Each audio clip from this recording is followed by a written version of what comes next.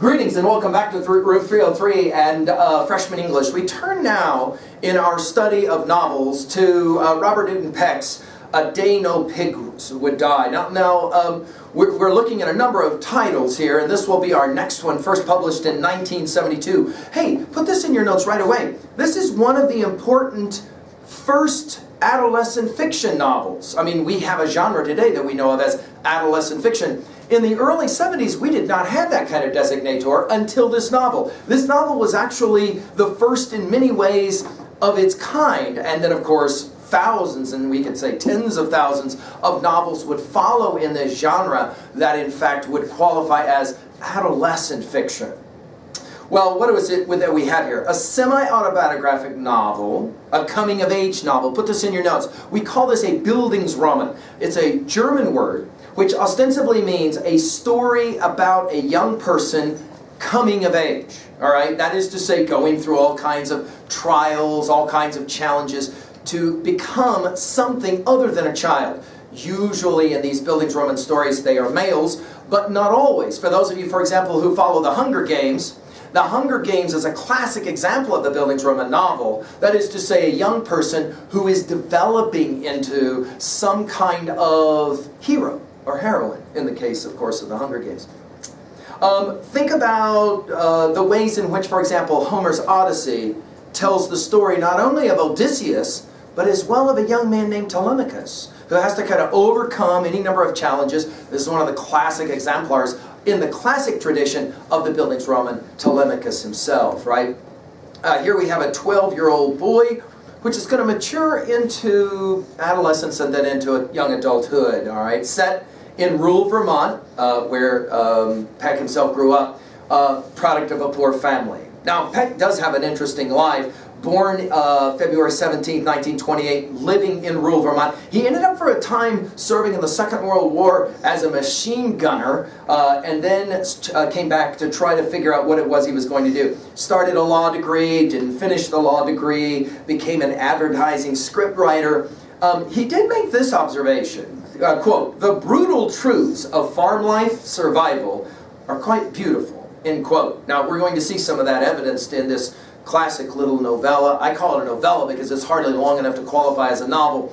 A Day No Pigs Would Die. By the way, I should point out for you, this is a very controversial novel. It does sit on the banned list, censored books list, and some have argued for good cause. I mean, there's an argument to be made that this novel has a couple of scenes that are somewhat disturbing. We do have a pretty rough sex scene in this novel, but not between humans, between pigs, all right? Because, again, this is going to be about raising and killing pigs. We've also got some real debate about this novel representing what many today are calling exemplars of toxic masculinity. This notion that the only way you can become a real man is to go through a process of killing something or destroying it in some way or overcoming it in some way. Well, you can't really critique the novel until you've read the novel, so I hope that you'll enjoy the study of the novel. Now, we're going to turn to the novel itself. We'll do a quick summary of the novel, then we'll mess around with our 3 levels of reading, as we always do.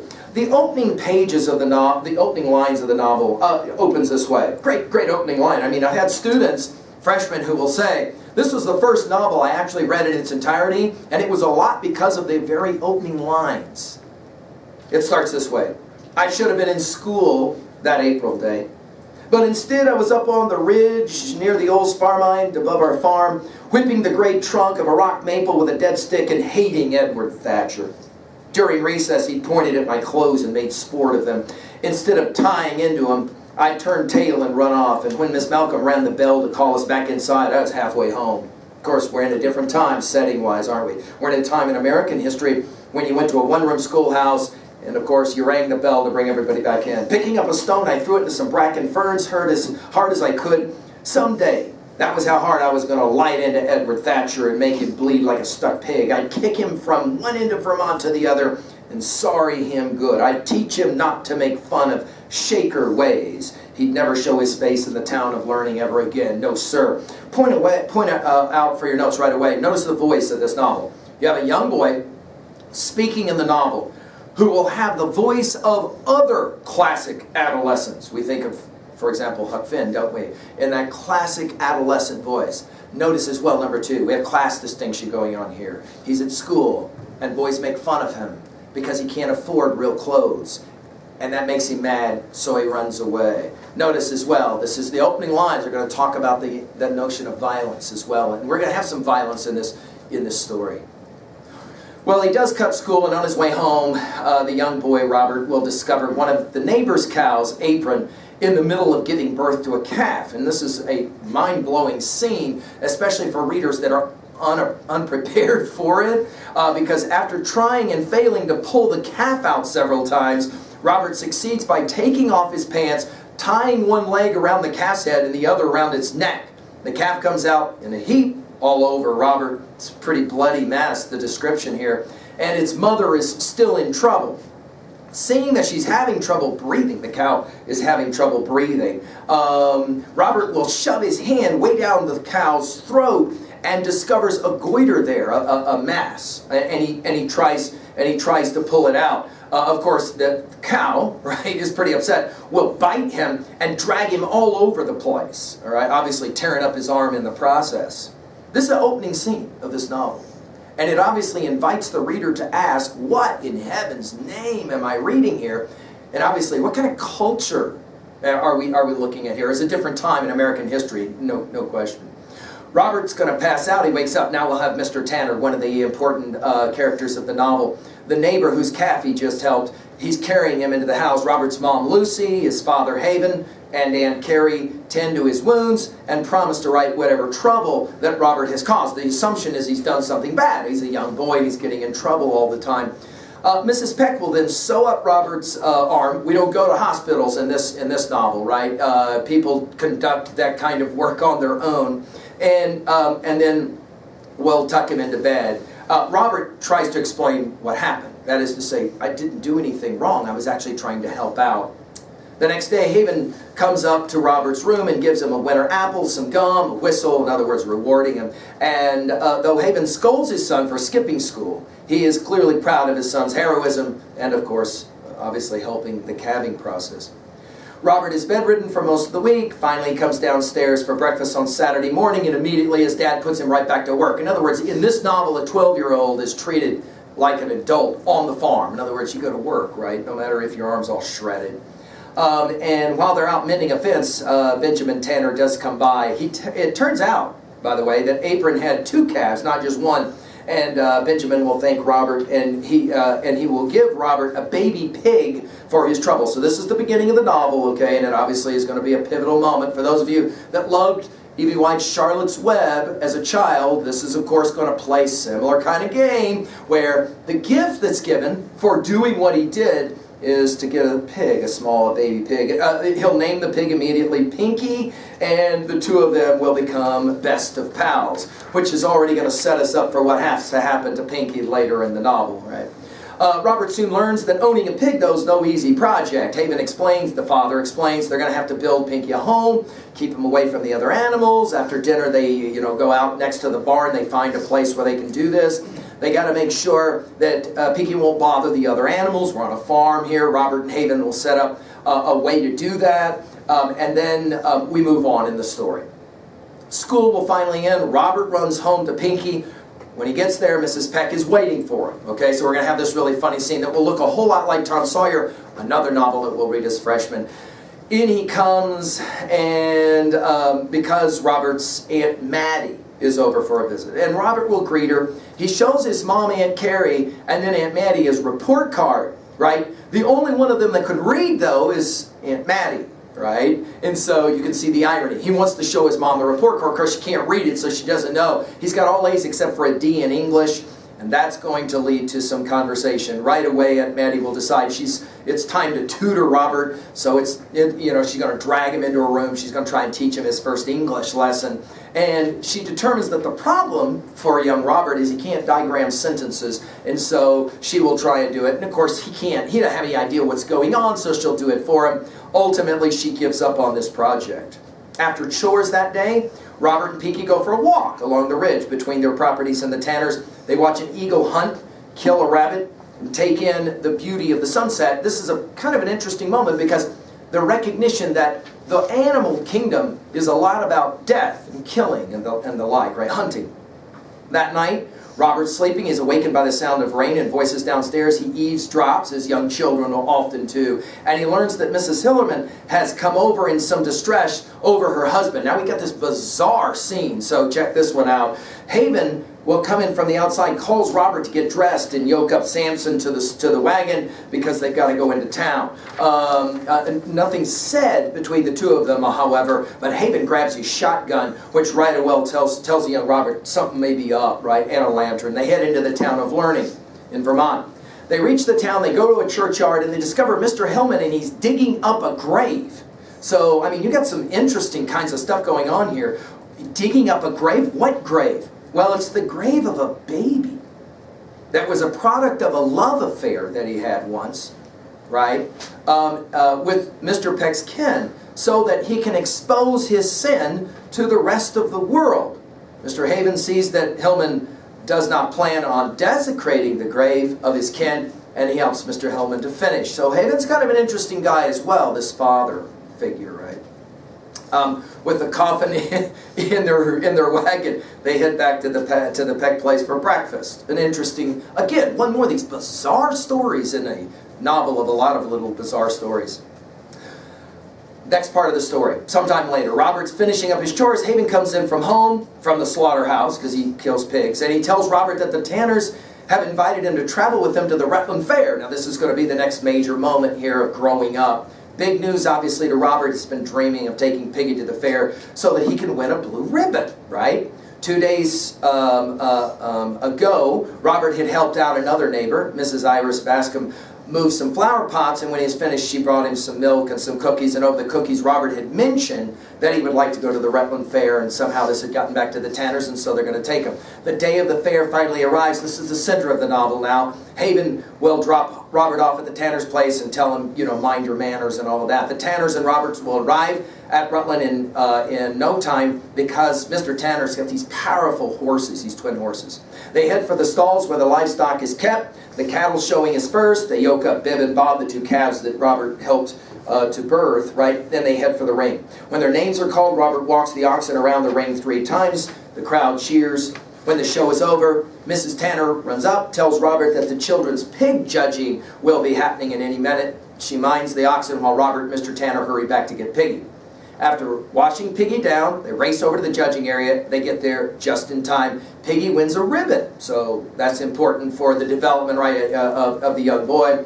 For being the best behaved pig at the fair, Robert doesn't find out until later this, when the judge comes over. It's a cute moment. Robert, I say cute, he throws up all over his own shoes. He's a little bit freaked out, in other words, by this experience. Readers of this novel will remember a time in their adolescence as freshmen, some point usually in middle school, where they were asked to do something in front of adults and it freaked them out really badly. It may be, for example, the first time that a ball player had to go out and perform on the floor in front of all of the crowd or whatever, or out onto the field, and feeling like somehow, I hope I don't screw up, I hope I don't screw up. And for Robert, he pukes up on his own shoes, right?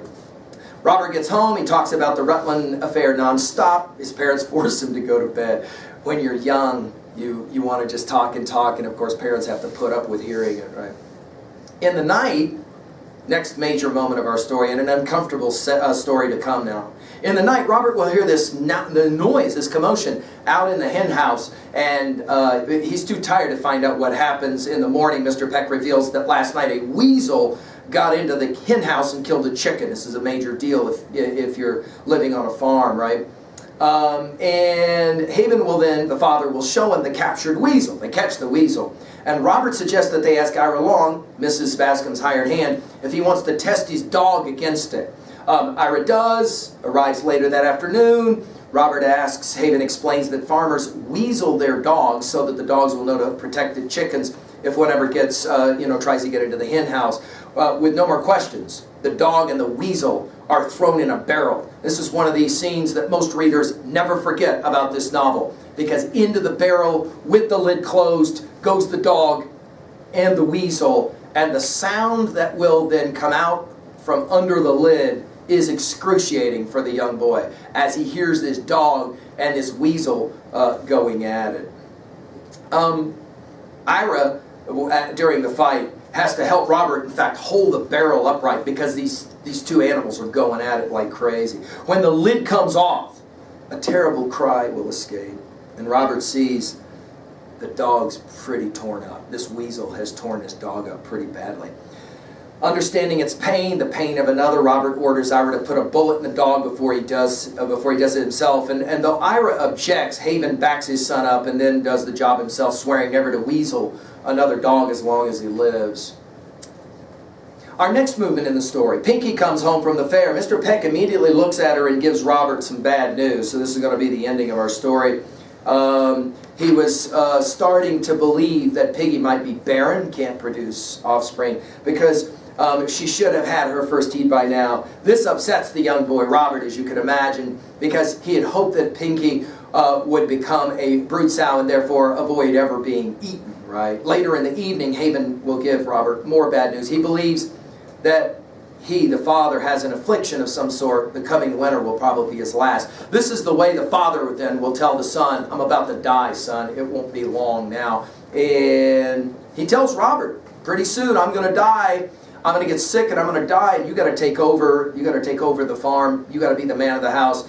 Obviously upsetting Robert. But then Haven just goes to bed. This is an exemplar of the kind of people who are so tough, right, that they're going to say something like this, hey son, pretty soon I'm going to be dead and you're at 12 are going to have to run everything. And say nothing more about it, and then just go off and goes to bed.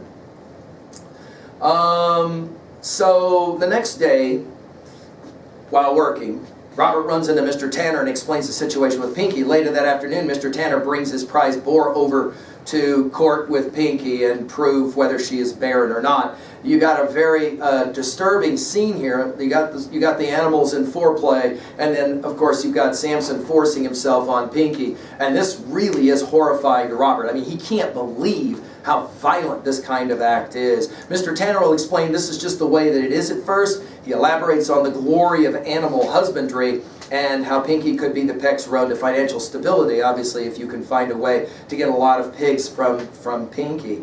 But Pinkie, however, does turn out to be barren, right? And as winter approaches, it becomes obvious they're going to have to kill Pinkie. So this will be the central conflict of the novel, and obviously maybe the most disturbing moment of the novel for a lot of readers who have kind of bonded with Pinkie the way Robert obviously has bonded with Pinkie. One gray November morning, it's time for Pinkie to go down.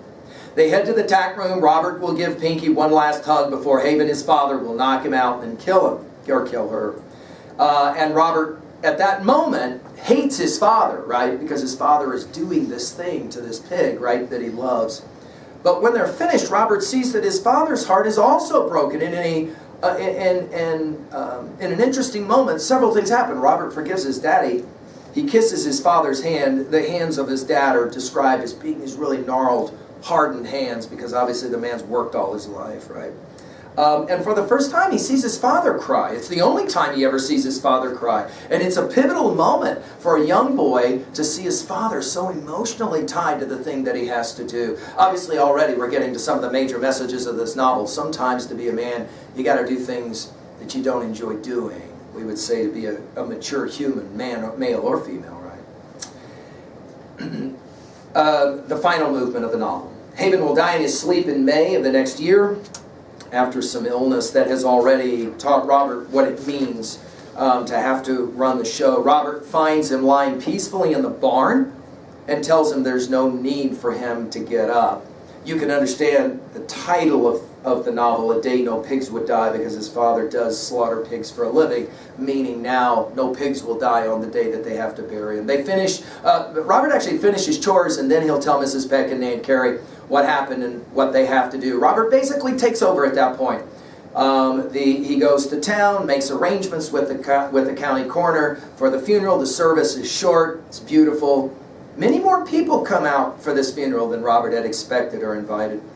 They bury Haven in the family plot near the apple orchard, and then they go their separate ways. In the time before and after the service, Robert will find random chores to keep him busy, to keep his mind off of what obviously has happened. In the tack room, interestingly, he finds a piece of paper and a pencil where his dad had been trying to learn how to write his own name, and by the end of the page, he's actually getting pretty good at doing it. That evening, Robert can't fall asleep, and he finds himself going on a walk. I'll share the last words of the novel. As I knew I couldn't sleep, I put on my coat and walked outside, took a look in on Daisy and Solomon. They were both quiet as vespers. Both of them were getting old, and they liked being in the barn, even on a nice spring night such as this. Something brushed against my ankle. It was Miss Sarah, just to say hello before she went out on the meadow to hunt moles. I don't know why. I walked out toward the orchard. All the work there was done, but I guess I had to give a goodbye and a good night to Papa and be alone with him. The bugs were out, their singing was all around me, almost like a choir. I got to the fresh grave, all neatly mounded and pounded. Somewhere down under all that Vermont clay was my father, Haven Peck. Buried deep in the land he sweated so hard on and longed to own so much. And now it owned him. "Good night, Papa," I said. We had 13 good years.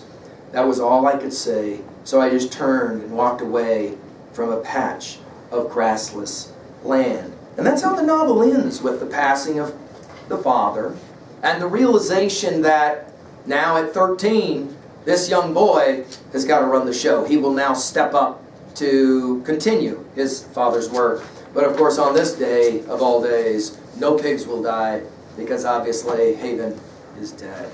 Well, let's finish really quickly at 2A. What are some of the major messages here? Let's at least address 3. No question, this novel argues that life is struggle and struggling, and how we respond to the pain and struggle of our life is what defines us.